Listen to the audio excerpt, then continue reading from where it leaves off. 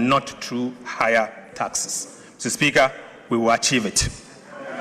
On the expenditure side, government remains firmly committed to keeping spending within approved limits while improving its efficiency and effectiveness. Mr. Speaker, I now take you to the individual tax reforms. Mr. Speaker, this government introduced the most ambitious reforms to Ghana's VAT system in over a decade to eliminate long-standing distortions, improve efficiency, and support business growth. We abolished COVID-19 health recovery levy. We decoupled Get Fund levy and the National Health Insurance levy from the VAT base, making both eligible for input tax deduction. We reduced the effective VAT rate from 21.9% to 20%. We abolished VAT on recognizance and prospecting for minerals. We raised VAT registration threshold from 200,000 to 750,000, relieving thousands of micro and small businesses of the obligation to register for and charge VAT. And we extended the zero rating of locally manufactured textiles to 2028. Right, Honorable Speaker, these reforms have simplified VAT systems, removed distortions, lowered the tax burden, and strengthened the foundation for improved compliance. Mr. Speaker, reforming the tax law was only the first step. Government is now leveraging technology to transform revenue administration and improve compliance.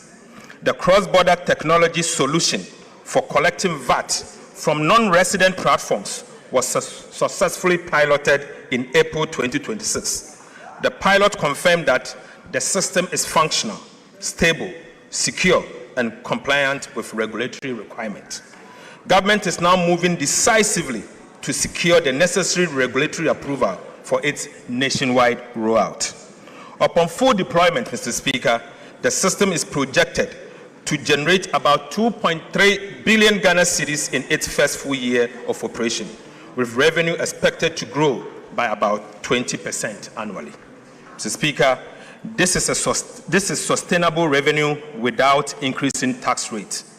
It simply ensures that cross-border digital platforms earning income from Ghanaian customers pay their fair share of taxes. Mr. Speaker, government is also rolling out fiscal electronic devices to strengthen VAT compliance and improve the monitoring of taxable transactions. The pilot phase is at an advanced stage. To encourage participation and improve compliance, government will also introduce the VAT reward scheme, under which customers who obtain valid VAT invoice will qualify for periodic reward. This will actively involve every Ghanaian in protecting the nation's tax base. Mr. Speaker, this is how a tax culture is built, not through fear, but through participation, transparency, and reward. Right, Honorable Speaker, the concept of fiscal electronic device was first proposed by the previous NDC administration in 2026. But, Mr. Speaker, the previous NPP administration deserves commendation for enacting the necessary enabling legislation. Mr. Speaker, the taxation, the use of Fiscal Electronic Device Act 2018, Act 999, laying an important legal foundation for this reform. Mr. Speaker, 8 years on, this government is taking the decisive step of implementing the reforms. You did it. You implemented. Mr. Speaker, for emphasis, the enabling legislation, the taxation, the use of Fiscal Electronic Device Act 2018, Act 966, was introduced in 2018 by the previous NPP administration. Mr. Speaker, I just want to use this opportunity to commend them. 8 years on, this government is taking the decisive step of implementing the reform. Mr. Speaker, with your leave, the chairman and the ranking members of the Finance and the Budget Committee of Parliament have been invited to provide strategic oversight for the implementation of this important national reform. Mr. Speaker, Mr. Speaker, Ghana currently loses an estimated 60% of its potential VAT revenue through non-compliance and systemic inefficiencies. This is unacceptable. Losing 60% of the VAT that you are supposed to collect to develop your country. Mr. Speaker, this is unacceptable.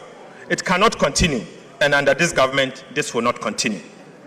I call on Parliament to support government to crack down on businesses and individuals who collect VAT from taxpayers and keep it instead of remitting it to the state.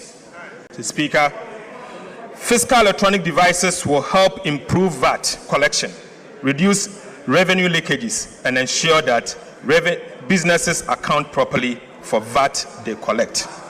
Mr. Speaker, government has completed a comprehensive review of the Customs Act and the Excise Act.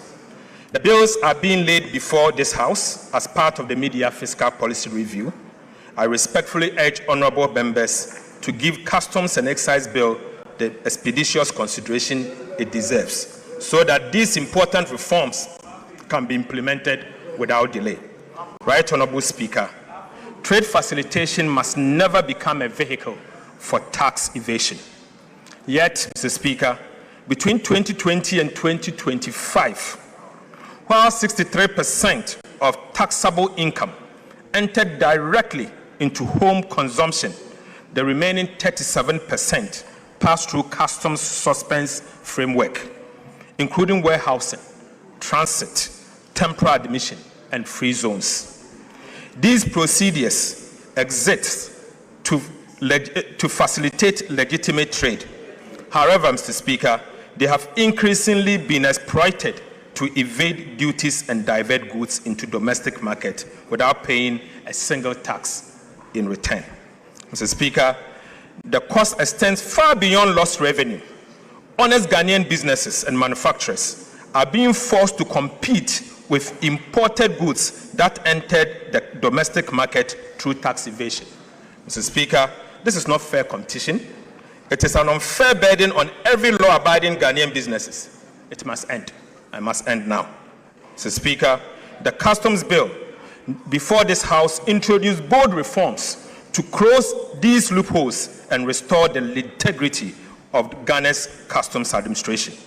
To curb the abuse of warehousing, Mr. Speaker, government will introduce statutory maximum warehousing period as follows: perishable goods, 3 months; general goods, 6 months; raw materials, 12 months. Re-warehousing, Mr. Speaker, will be restricted to a maximum of 6 months, ending the practice of rolling warehousing. In addition, every bonded warehouse will be required to operate electronic inventory system linked to customs to enable real-time monitoring and audit control. Mr. Speaker, these are not merely administrative adjustments. They are structural reforms designed to accelerate revenue collection, reduce port congestion, improve compliance, and provide greater certainty for legitimate businesses.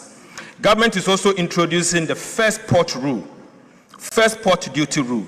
Under this reform, Mr. Speaker, duties and taxes on goods declared for transit will become due at the first port of entry, removing one of the biggest avenues for false declaration and revenue leakages. Mr. Speaker, this simply means, Mr. Speaker, if you are to bring in something and you are to inform the customs official that the goods is destined to say Burkina Faso, Burkina Faso customs will be